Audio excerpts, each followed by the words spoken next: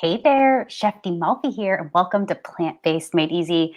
I'm very excited to be here today because we are making our dinner. It's Wellness Wednesday, and if you've been around long enough to know, you know that every Wednesday I love to make dinner with you because it is kind of midweek. That's when I get the hungriest, and I am so excited for this recipe. Today I'm going to be making with you a green goddess pizza, and this is a classic take on a delicious pizza recipe. It includes a ton of green veggies and a really delicious protein-rich hummus as the pizza sauce or the base. It's really, really yummy. So I want to do this with you. If you're here with me, let me know that you're here with me. Say hello in the chat box. I'd love to engage with you. And let me know, where are you coming in from? Where are you watching in from? Hi, Jennifer. Good to see you. Jennifer, remind me where you're at.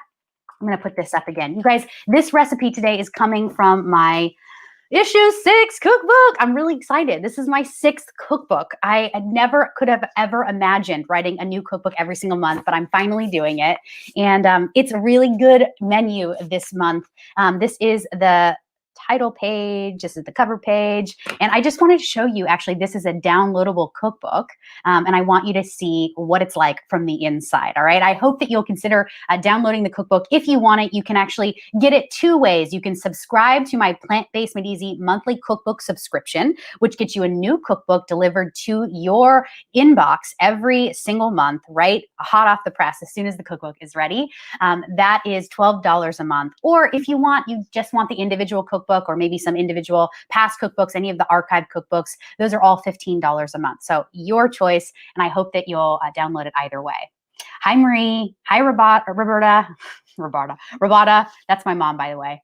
Ah, Jennifer, you're from Scotland. Awesome. That's right. Yes, yes. Well, awesome to have you here. What time is it there? Oh my gosh, you are ahead of me, behind me. I'm so glad that you're here. Thank you so much for joining from Scotland. All right, so, and Roberta coming in from SoCal. Marie Montoya coming in from SoCal. Ladies, I love you. Marie's my aunt. Roberta's my mom. All right, it's a family affair.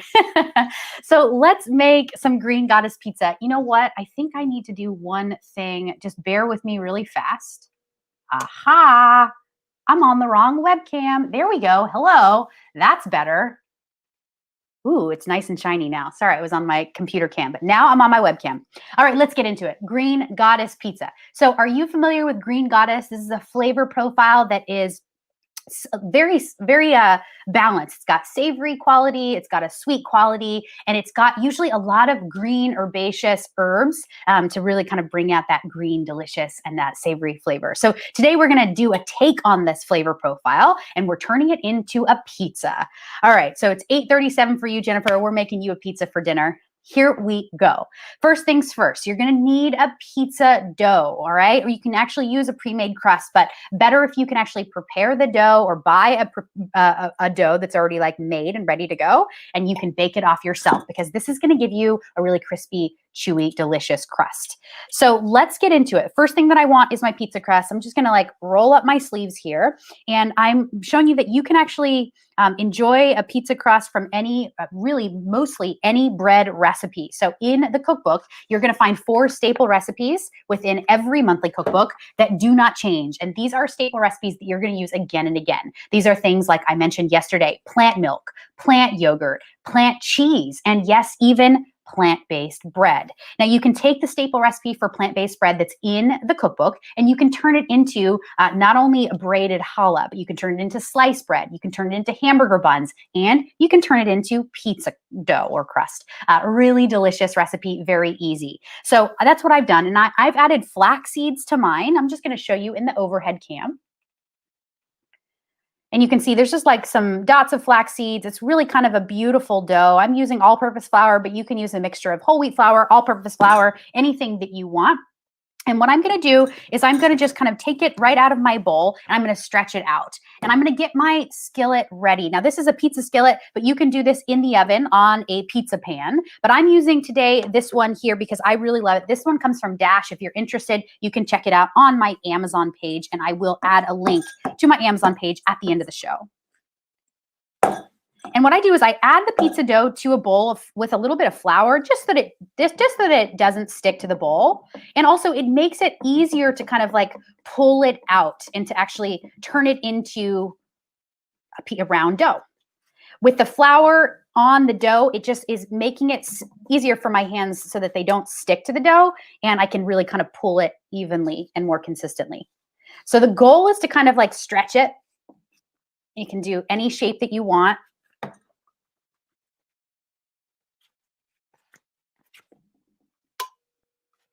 I don't want there to be any holes. And if there are, let's say one pops through, all you have to do is kind of patch it up. So just kind of grab the dough, patch it up, and make it work. All right, this looks fantastic. Now, the other thing that I want to do to help it to not stick is I want to add a little bit of cornmeal. So I'm going to add some cornmeal to actually the base of the skillet here. But if you're going to do this in the pizza pan, you can absolutely do it right on the crust itself. But I'm going to add it right to here. And this kind of toasts up the cornmeal. I like doing this. And this is going to not only add a barrier, but it's going to prevent the dough from sticking, all right? And this is really good too, because you can also add oil if you want, but we're gonna skip the oil and we're gonna add cornmeal instead. So we're getting more fiber and less fat with the oil. And I know, Mom, you're really excited about this because this makes it a little less oily. My mom is trying to do less oil in her diet, and I'm following her lead. I love that. All right, now this is perfect. I'm gonna add it to my skillet or my pizza pan. You can just imagine that this is a pizza pan if that's what you're using. And now here's the cool part. Now follow along with me. See my fingers? I'm just gonna like pull the dough to the edge. I'm really kind of like using my fingers like this so that I can basically kind of spread out and create a nice kind of lip or a crust, right? Crust to me is like my absolute favorite part of pizza.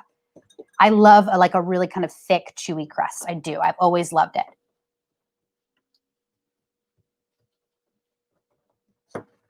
Yeah, perfect. This is awesome.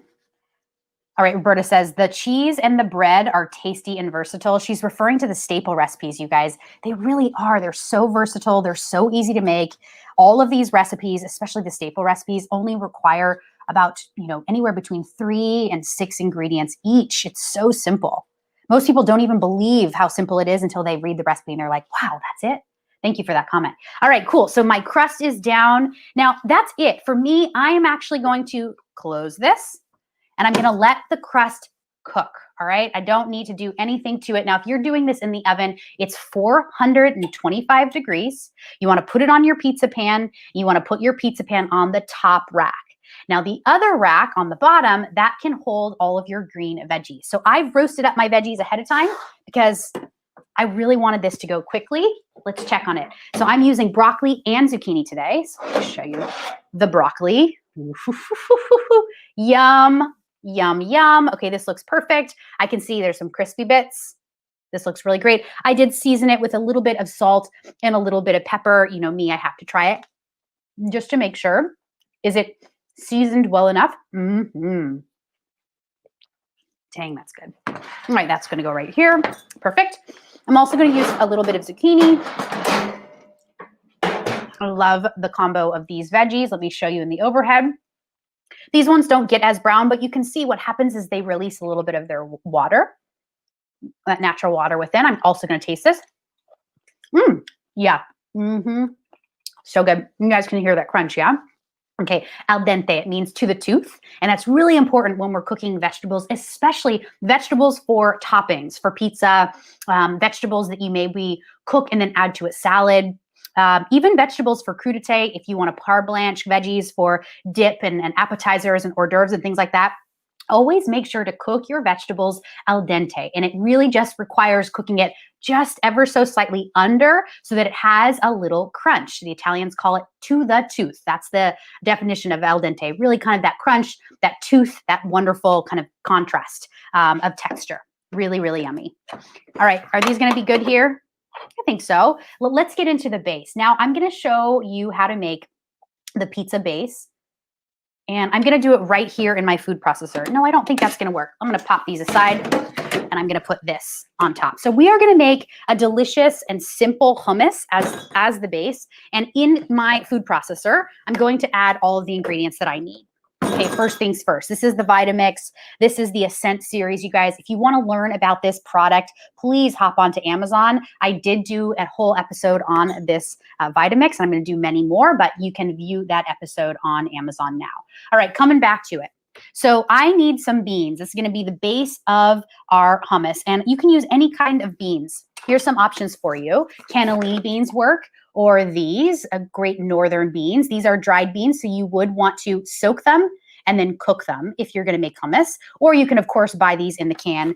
Cannellini beans are awesome, and garbanzo beans are also awesome. That's what I'm going to use today. This is one 14-ounce can. I'm going to drain it, and I'm going to rinse it to remove about 1/3 of the sodium. Hi, Millie. Good to see you. Good to have you. All right, I'm going to pop in my garbanzo beans just there. Now, I need to add some garlic, and I need to add some lemon juice. These are staples for hummus. So I have some garlic here. I think like 1 or 2 cloves of garlic is going to be perfect, depending on how garlicky you want it. If you want it more, add 3, 4, totally your business. I think I'm going to go for 2 today. And I'm just going to use these 2 kind of big. Oh, there might be 2 in here. So I'm going with like 2.5. Let's see. I'm going to give it the old Nana whack. You can see here on the edge of the screen. One more time. That got me. And by whacking it, you're doing one of 2 things. You're actually removing the skin really easily. It comes off in kind of one fell swoop. But the most important thing that you're doing is you're actually activating the really important antiviral, antifungal property in garlic that is known as allicin. That's ALLICIN. And that is a chemical compound that is actually woken up when you smack garlic, press it, or heat it. So really important that you do that when you're using garlic. I really think that the smack method is the best. You can take it on any anger that you have. Not that you have any. But it's fun. It's really fun, and Nana taught me that way. All right, I need to smack this one more time. And just a good trick, because I hate sitting and picking garlic. Not only does it make your fingers sticky, but it also makes your fingers smelly. So the quicker we can work with that, the better. All right, so I'm going to take my skins or my paper. That's going to go right into my compost. The worms love it.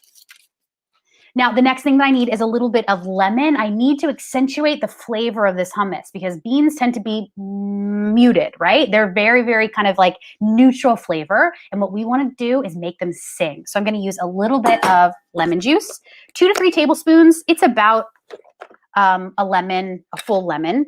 I'm going to juice it right inside. That had a little less juice than I wanted. So let's try the other half as well. You guys, I'm holding my lemons inside of stasher bags. Have you ever seen these before? Just want to give you a second to look at them. These are awesome. These are sustainable. These are really good for planet Earth, and they're really good for your pocketbook. You're going to pay a little bit up front, but you can store things in these. You can cook things in these. I absolutely love these, and I'm trying to be no single-use plastic this year in 2021 for myself in my home, and I really hope that you'll join me in the commitment to doing that in your home too. All right, so the last lemon goes right in. Perfect. Hi, Emma Jane. Good to see you. Yeah. Okay, Emma Jane says, I can relate so much when picking garlic. I changed my world when I learned to smash it instead. Yay! You changed my world. I changed your world. No, you changed my world. Okay, here we go. Lemon in the compost. That's all we need. All right, next thing, I want a little spice. I'm going to use a little pepperoncini or red pepper flake. Yeah. What else do I need? And I need, of course, a little bit of basil and salt. I'm going to use a bit of salt first. I'm going to use a little pepper too, because that's my business, as Tabitha Brown says. Here I am on my tippy toes. I need a stool now. All right, the last thing that I need, what is it? Basil. Here it is. All right, I couldn't find regular basil, so I'm using Asian basil right here today. It's purple basil, really good stuff. I love this stuff. It's so aromatic, it's so fragrant. So the cool thing about making hummus is that you can use the flowers and you can use the leaves, but the hard stem on the bottom, look at this, is nice and purple, that you can throw away or compost it. And I want, go in like a cup of fresh basil. And the other really cool trick is you can hold it by the stem and you can kind of shed it off. This is the way that chefs do it in the kitchen if they're needing to actually like go through, you know, a 10-pound box of herbs, they usually run their knife over it just like that. So this part can go in the compost, and that's it. Now I'm actually storing or holding my fresh basil in a mason jar full of water. This is very important, and this is going to keep your fresh soft cut herbs really, really green and vibrant for a long time. So think basil, think parsley, cilantro. These want to be held like fresh cut flowers. So you want to hold them in a vase of water in the refrigerator, and better yet, extra credit bonus points if you can actually find some sort of bag or some sort of like hat situation to like sit on top. And that's going to keep the leaves perfect, kind of like a greenhouse, kind of like a blanket over the leaves, and the stems are going to keep nice and hydrated. So that's about a cup. I think this looks really good.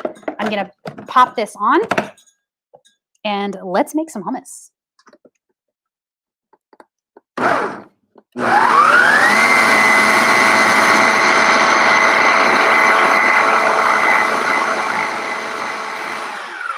Now you're noticing I'm not using any oil, and if you wanted to, you absolutely can use oil. I think I'm going to add just a tablespoon. If you are oil free, you can absolutely just use water. That would be just fine. I like to just mix it and blend it first in the food processor or the actual blender, whatever device that I'm using. Mix it first without the oil, then add the oil, about a tablespoon. And I like to go around and around and around just to make sure that everything gets nice and soaked in a bit of that oil. And now let's pulse it one more time.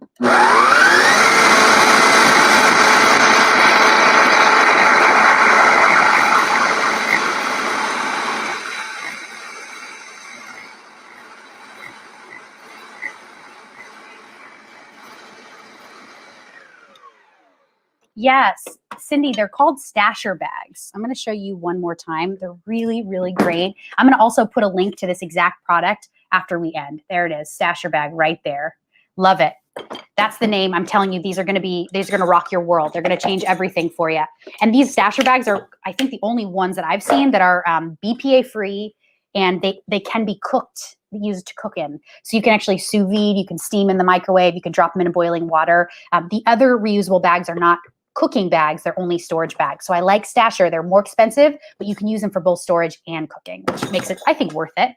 So I'm using, sorry about that. I'm using a spatula here. I like these Zule spatulas because they don't break. And I'm just going to run it around my blade.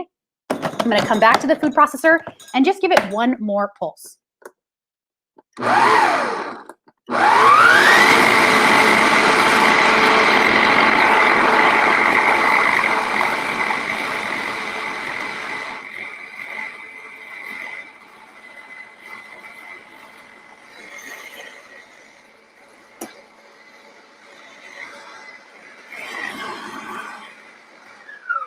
Okay, this looks perfect and done. I'm going to move it to the side here so I can see you. That's better.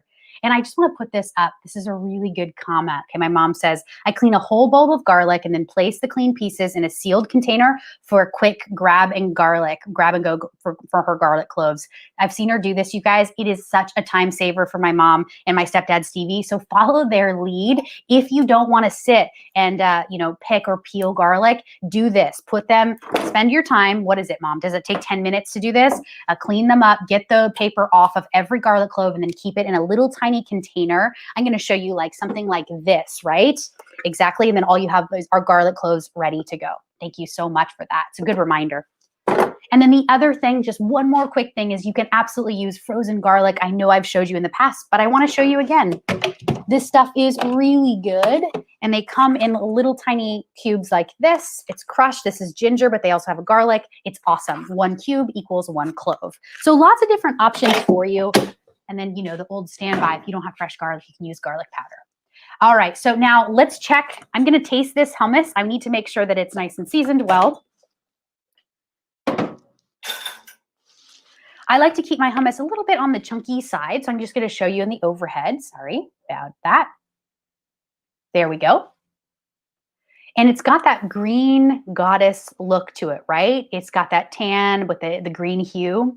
So good. Okay, here we go. Just test. Quality control. Yum. I love that purple basil. That's really good. All right, I'm coming back, and I want to check this pizza crust. Let's see what we're working with now. Holy moly. Will you take a look? This looks phenomenal.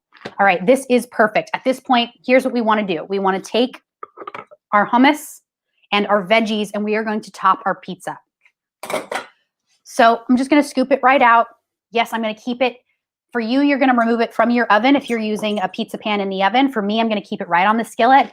I'm going to then just cook everything up for 1 minute underneath the heat source. If you're using a pizza pan, remove it from the oven, place it on a trivet, then very carefully scoop or spread the hummus on top, then the veggies. And you know what I like to say, you guys, come on, you have to bring this hummus all the way to the edges. I call this coast to coast. This is really important. That means you're going to get a bit of the base in every bite, which is what you want. Now, this rule going coast to coast applies to making a sandwich. It applies to anything where there's bread used as a vehicle for other flavors. Go all the way to the edge. For the pizza, of course, I'm going to respect that lip or that crust because I definitely want to have a little bit of that crust, something that my fingers can kind of hold on to without any hummus or veggies.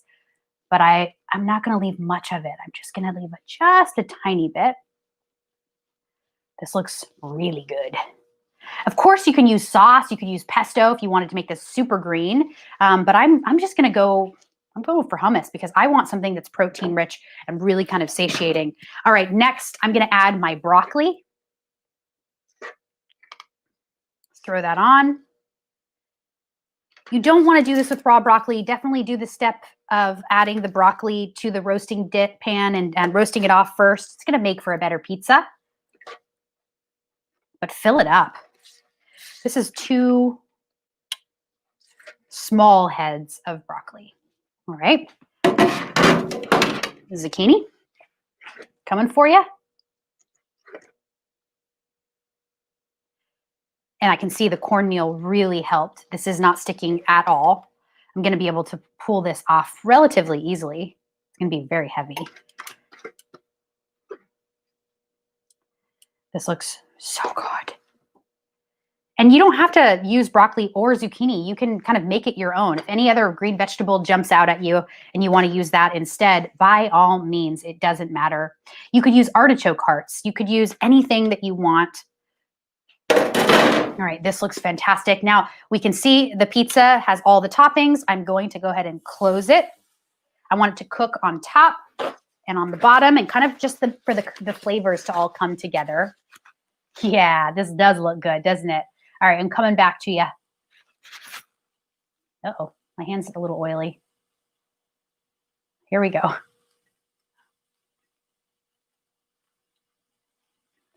Okay, cool.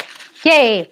All right. You know, I told you I wanted to show you the inside of the book. So here we go. I'm going to add to the stream.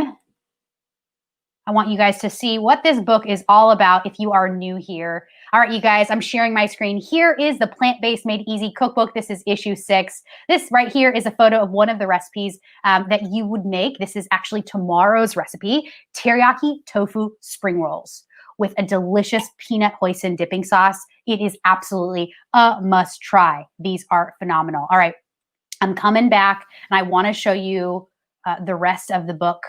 Okay, you can see here, I'm looking at the recipe key. I just wanted to show you this in case you are unfamiliar. This recipe key is very important. This is going to indicate to you a color code for each of the different recipes. So on Mondays, I always offer a breakfast recipe. Tuesdays are lunch. Wednesdays are dinner. Thursdays are snack. Fridays are sweets. And like I said before, the weekends are your staple recipes, which are going to be the purple. And here is our menu. We'll stop here. I just wanted to give you guys a quick inside look. You can find this January 2020 menu on Facebook. It is there at Chef D Malfi as well as inside the Plant-Based Made Easy group. And here is the menu for the month. You can kind of look at it and know that we have some really cool stuff coming up. You guys, I just want to tell you that this week I went live on Monday. Today is Wednesday, and I'll be going live on Friday. We're going to end our week this week with a cranberry apple crisp, and it is going to be delicious. So then let's talk about the week after. I'm going to mix it up the week after because I have another guest in the house. So I'm going to come live on Monday. and on Tuesday, and on Monday, Tuesday, and on Wednesday and Friday. So I'm actually adding a day. I'm actually going to go live on Tuesday as well because of the guest. We're going to be making a nacho supreme salad that day. And then the following week, we're back to 3 days a week. You can see I'm going to be starting with the immune boosting smoothie.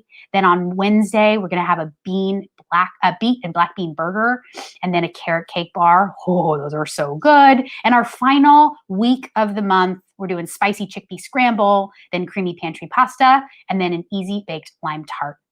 And then you can see from week to week, we have the weeks here, as well as a grocery list. You can see this grocery list is going to give you everything that you need in order. So vegetables, fruits, grains, spices, nuts, seeds, legumes, beans, and then extras. And then all of these are clickable links. These go right to my Amazon storefront. So if you want to purchase the ingredients and have them delivered right to your door to be prepared, by all means, you can do that.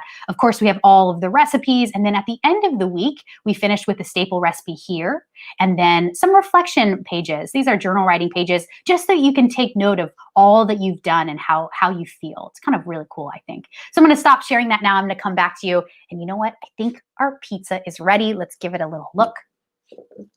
Oh my gosh. I don't think it could get any better, but it did. Okay. Yum.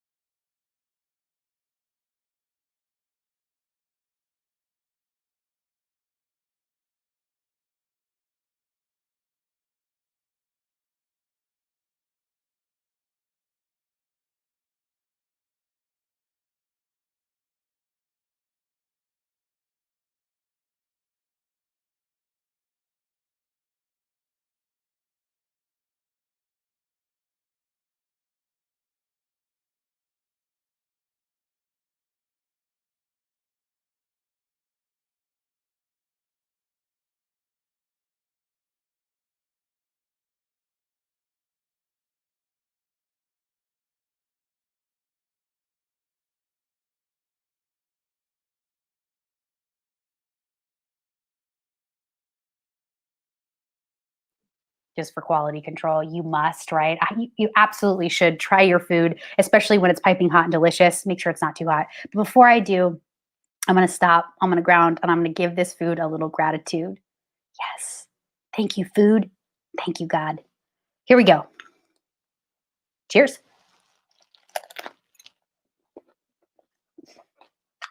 Come on. Mm, that's good. That's like really, really good. Oh my gosh. I love that you can taste the red pepper flake in the hummus. It's perfect. You do not want to miss that step. It's just ever so slightly spicy, which is really good because the rest of it is very neutral. It's very green. I love the crunch of the crust. Do yourself a good service and make actual crust. Make dough and then make crust from scratch. It's so good. Yummy, you guys. I absolutely love this recipe, and I think that you will too. Thank you so much for coming. Please consider downloading the cookbook if you haven't done so already. And please come back for more for Friday's show. I cannot wait to see you guys then. Have a wonderful rest of your day, and I'll see you then. Peace.